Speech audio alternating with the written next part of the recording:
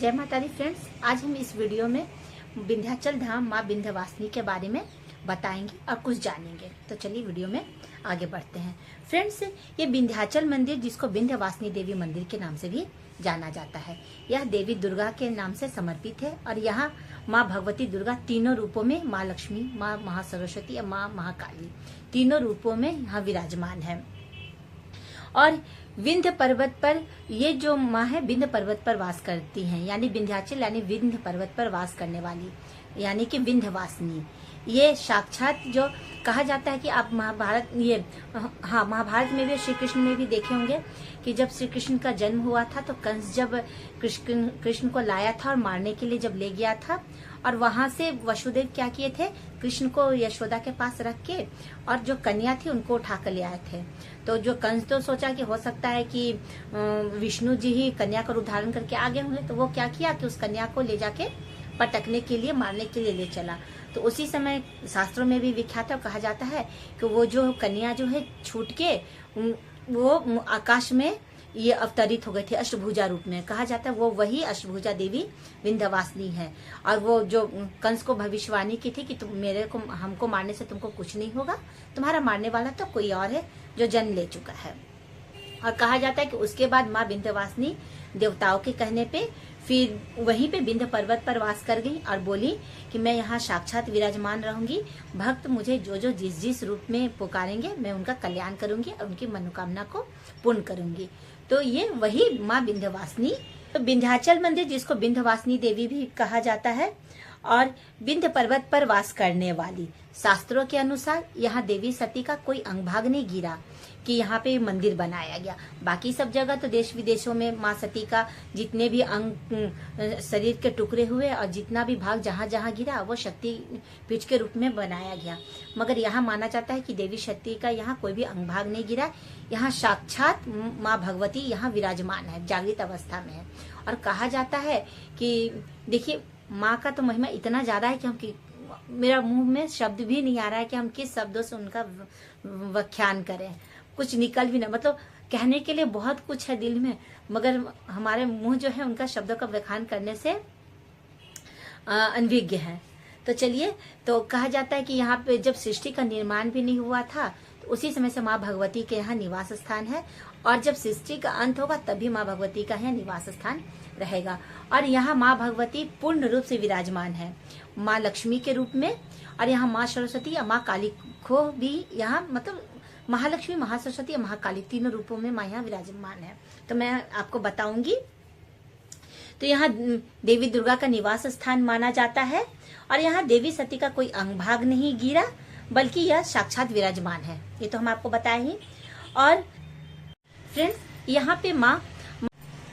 यहाँ पर माँ महिषासुर को मारने के बाद विराजमान हुई, और यह मंदिर त्रिकोण परिक्रमा के लिए विख्यात है। माँ अष्टभुजा, माँ कालीखो और माँ विंध्यवासिनी, ये तीनों जो है त्रिकोण परिक्रमा। कहा जाता है कि माँ विंध्यवासिनी का जो भी दर्शन करता है वो महाकाली और महासरस्वती का भी दर्शन जरूर करता है, तभी ये परिक्रमा पूर्ण मानी जाती है और ये दर्शन भी पूर्ण रूप से साक्षात माना जाता है। और वैसे भी कहा जाता है कि तीनों महाशक्तियां तो एक ही है। हमें लक्ष्मी की भी जरूरत है, हमें बुद्धि की भी जरूरत है, हमें धन की भी जरूरत है। तो तीनों देवियों की उपासना तो करना ही चाहिए। और आप जानते हैं, और हम सभी जगह विख्यात भी है कि जहाँ जहाँ माँ विराजमान है, अपने तीनों रूपों में विराजमान है। चाहे हम वैष्णो देवी का भी नाम देख ले तो वैष्णो देवी भी माँ तीनों रूपों में, पिंडी रूप में विराजमान है। चाहे ज्वाला देवी, मतलब तीनों रूप का ही पूजा हर जगह पे होता है। फ्रेंड्स, कहा जाता है यहाँ जो भी भक्त सच्चे मन से माँ भगवती की दर्शन करते हैं, माँ उसके 7 जन्मों का पाप को नष्ट कर देती हैं। और जो भी माँ गंगा में स्नान करता है, माँ गंगा उनके भी पापों को धुल देती हैं। और हाँ, यहाँ पे माँ गंगा भी बह रही है कलकल करके, और माँ भगवती की पूजा अर्चना में माँ भगवती गंगा भी यहाँ विराजमान है।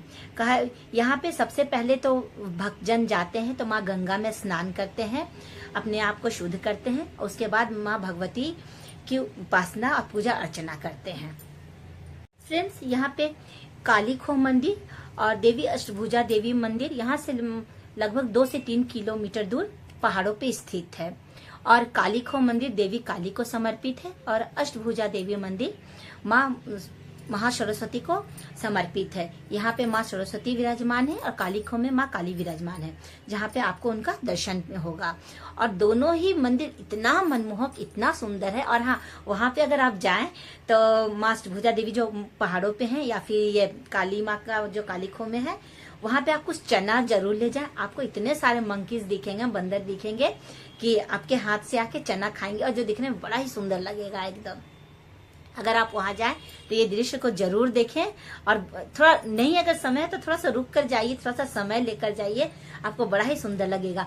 उसके बाद फिर अष्टभुजा देवी मंदिर में आप जब भी एक और बहुत ही रोमांचित और बड़ा ही सुंदर सा ये है अष्टभुजा देवी मंदिर का, कि जब वहां पे आप जाएंगे मंदिर में, तो वहां का जो एंट्री करने का जो गेट है मंदिर का, जो कहा जाता है अंदर घुसने का जो होता है गेट, वो है बहुत छोटा सा है। मतलब आपको झुक के एकदम पूरा मतलब झुक के जाना पड़ेगा, सर ये करके। और क्योंकि वो भगवती महासरस्वती का मंदिर है, कहा जाता है कि आपको विद्या के लिए माँ के पास जाना तो आपको तो झुकना ही पड़ेगा। और जैसे ही आप पूरा झुक के एकदम, पहले तो लगेगा कि आप वहां अंदर जा ही नहीं पाएंगे, मगर झुक के जब आप जाएंगे, अंदर चल जाएंगे, तो फिर आप पूरे स्ट्रेट तो खड़े नहीं हो पाएंगे, बट हाँ थोड़ा सा खड़ा होके, और वहां ज्यादा देर आपको पंडित जी पंडा लोग रुकने नहीं देंगे। दर्शन करिए, माँ का चरण स्पर्श कीजिए, और फिर वहां से लाइन रहता है, यहीं से निकल जाइए और भी देवी देवता का दर्शन कीजिए, और फिर वहां से आपको बाहर निकाल देंगे। फिर आप कालीखो में जाइएगा, तो कालीखो में भी माँ काली का दर्शन कीजिए। फिर काल भैरव बाबा भी हैं वहां पे, बहुत देखिएगा कि बहुत सारे अपना मन्नत का वहां पे मौली धागा भी बांधते हैं, जिसका जो मन्नत होता है, और फिर जिनका पूर्ण हो जाता है वो खोलते भी हैं वहां पर पंडित जी लोग। और पंडाल लोग क्या करेंगे कि आपको संकल्प भी करवाएंगे अगर आप करना चाहें तो। और वहां पे आप जब आप दर्शन कीजिएगा, आपका मन को इतना शांति मिलेगा, इतना सुकून मिलेगा, इतना सुंदर लगेगा। सबसे पहले तो वो पॉल्यूशन से एकदम दूर है, वो एरिया इतना सुंदर है कि मत पूछिए, पूरा हरियाली ही हरियाली है वहां पे, कहा जाता है। फ्रेंड्स, यहाँ पे हम खुद गए हैं 3-4 बार, मेरा पूरा फैमिली जाता है, इसलिए हम इसके बारे में कुछ अच्छी तरह से जानते हैं। सो एक बार यहाँ जरूर जाइए। कहा जाता है कि विंध्याचल जैसा धाम न भूतो न भविष्यति, जो यहाँ नहीं गया वो सब बेकार एकदम ये है।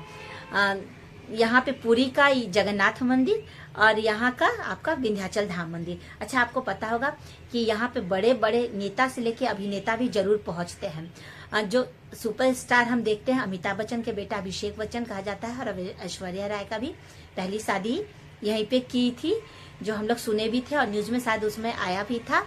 उसके बाद ही फिर बाद में जो हुआ, मतलब यहाँ इस मंदिर में आपका शादी ब्याह मुंडन इतना जोरों शोरों से होगा। कहा जाता है कि यहाँ पे जिसका मुंडन होता है, शादी ब्याह होता है, वो बहुत ही सक्सेस होता है, बहुत ही आगे बढ़ता है। तो इसीलिए यहाँ पे ये सब मुंडन, शादी ब्याह, जनेऊ, ये सब कराने के लिए लोग हमेशा सालों भर भीड़ लगा रहेगा। और माँ का दर्शन के लिए तो मत पूछिए मत, मतलब कि पहले तो 7-8 साल पहले चल जाएगा तो जाते तो अच्छा से माँ का दर्शन भी होता। अभी तो जाइएगा तो इतना भीड़ रहेगा कि सब जगह सेटिंग हो गया है, मतलब 4-5 घंटा लाइन में लगिए तब जाके आपको माँ का दर्शन मिलेगा। अब तो और क्या हुआ है कि पहले का मंदिर मतलब कि दूसरा था, और अब जो अपडेट हुआ है 2-3 साल से, पूरा नया तरह से कॉरिडोर वगैरह, मंदिर वगैरह सब एकदम बड़ा भव्य बना दिया है। और यहाँ पे नवरात्रि में तो इतना विशेष पूजा होता है और इतना सुंदर, मतलब जो देखिएगा सब वहीं पे बैठ कर पाठ कर रहा है अपना।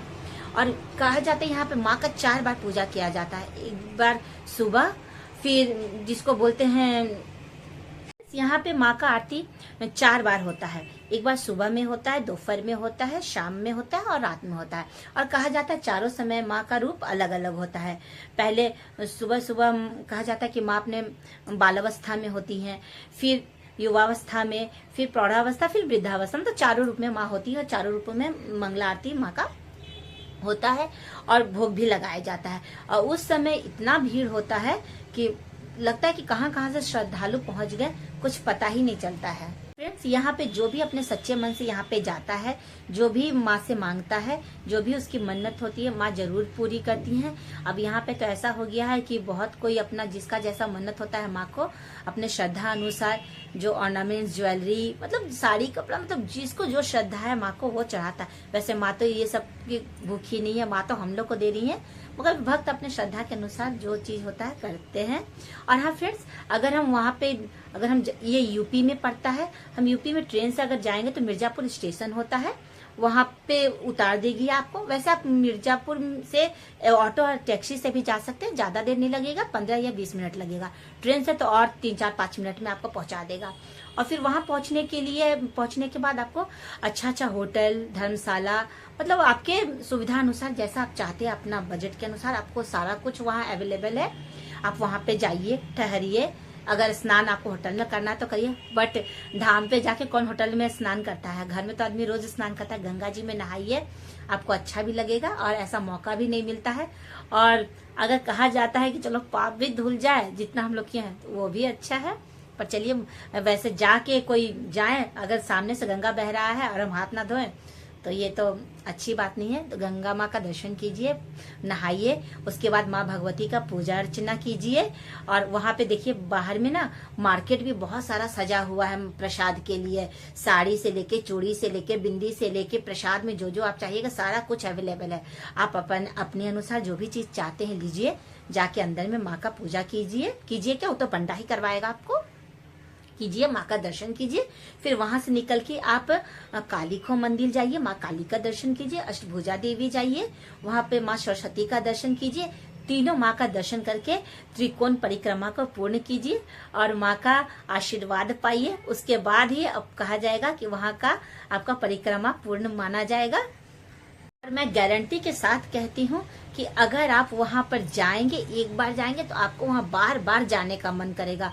वहां का दृश्य इतना मनमोहक है कि आपको आने का मन ही नहीं करेगा। और हाँ फ्रेंड्स, वहां पे सिर्फ विंध्याचल मंदिर और अष्टभुजा देवी और काली खो मंदिर ही नहीं, वहाँ सीता कुंड भी है और भी छोटे मोटे बहुत सारे अच्छा मंदिर है, जगह है जहाँ आप घूम सकते हैं। वैसे हम तो कुछ खास जगह नहीं गए हैं, हाँ सीता कुंड गए हैं, वो भी बहुत अच्छा जगह है, घूमिएगा।